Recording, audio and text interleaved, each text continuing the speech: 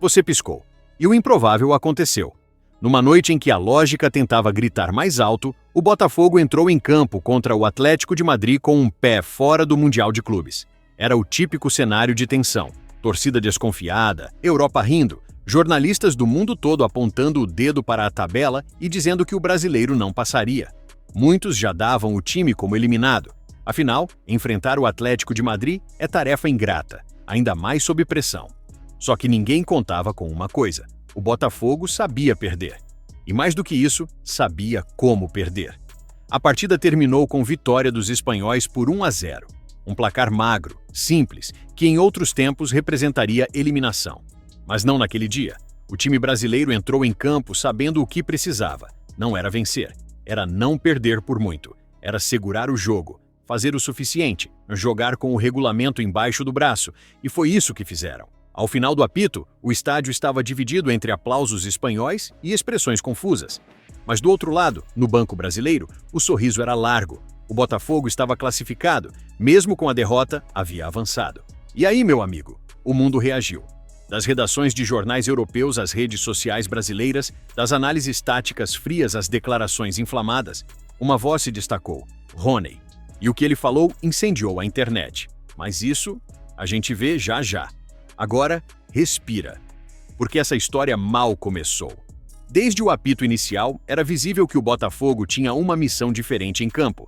Não se tratava de um jogo para vencer a qualquer custo.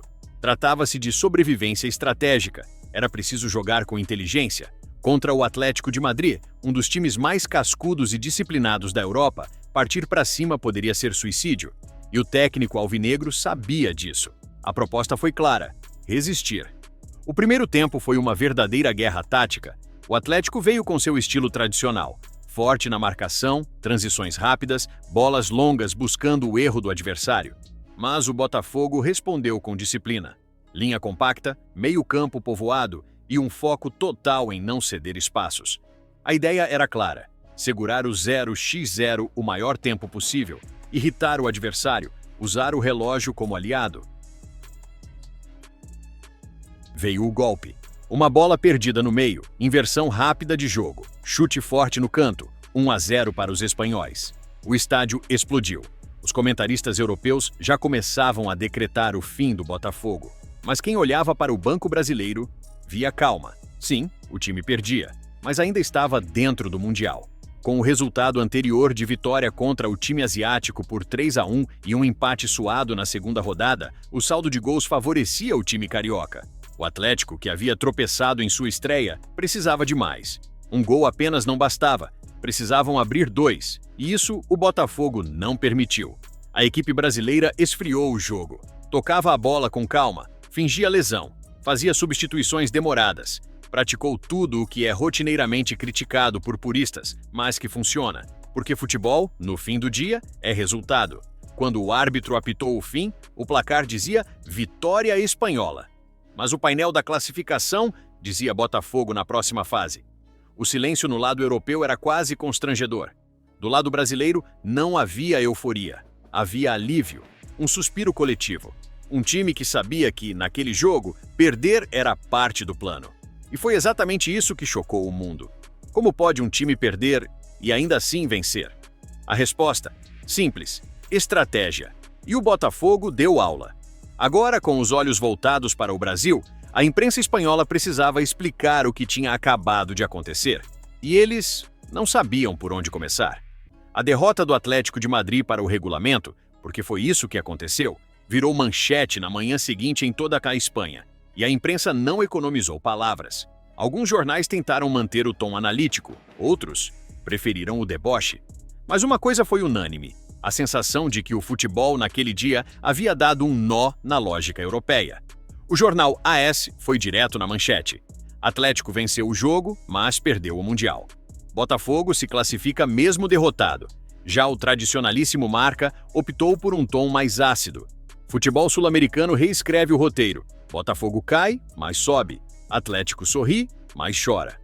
No artigo de opinião de Carlos Carrênio, colunista do Marca, havia indignação disfarçada de ironia.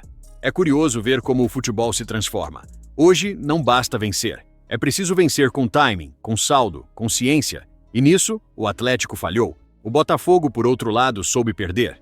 Se na Espanha o sentimento era de frustração, no resto do mundo a leitura foi bem diferente. Em vez de deboche, houve admiração. Em vez de crítica, houve análise.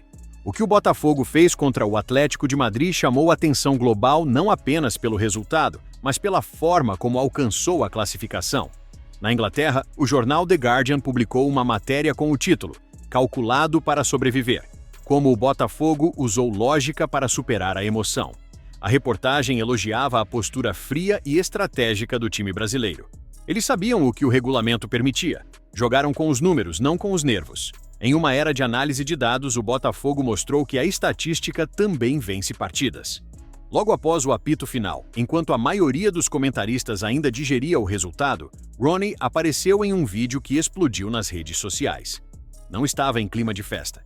Não estava debochado. Estava sério, direto e com uma mensagem que ressoou como um tapa na cara dos críticos.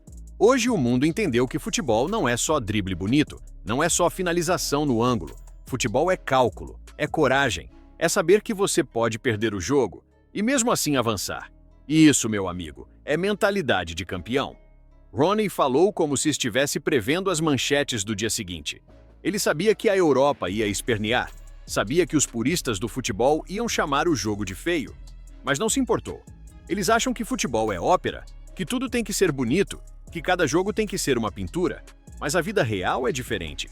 Às vezes você precisa sujar a camisa, congelar o cronômetro e aceitar que um 0x1 também pode te levar longe. Ele ainda provocou diretamente os espanhóis. O Atlético perdeu a vaga porque não soube ler o jogo. Achou que 1-0 era suficiente. Enquanto isso, o Botafogo entrou com uma missão: não tomar 2, e cumpriu com honra. A fala mais impactante de Ronnie, no entanto, foi o fechamento de sua análise. Tem gente que joga para impressionar, tem time que joga para avançar. O Botafogo fez o segundo. Perdeu de propósito? Claro que não. Mas sabia que perder não era o fim. E isso é a diferença entre quem entende de futebol e quem só torce para a camisa. A internet, claro, reagiu. O vídeo foi compartilhado por páginas esportivas do Brasil, do México, da Nigéria e até da Alemanha. O termo Ronnie ficou entre os mais comentados do X, antigo Twitter. A frase "futebol é cálculo, não circo" virou estampa de camisa em algumas lojas online no Brasil. Ronnie tinha feito mais do que defender o Botafogo. Tinha batido de frente com a narrativa dominante e ganhado aplausos. O Botafogo perdeu, mas passou. Foi humilhado? Ou foi genial? Isso depende de quem olha. O mundo debate. Ronnie respondeu. E você? O que achou da classificação do Botafogo mesmo com derrota? Foi inteligência ou covardia? Comenta aqui embaixo. O melhor comentário vai ser fixado. Valeu e que Deus te abençoe.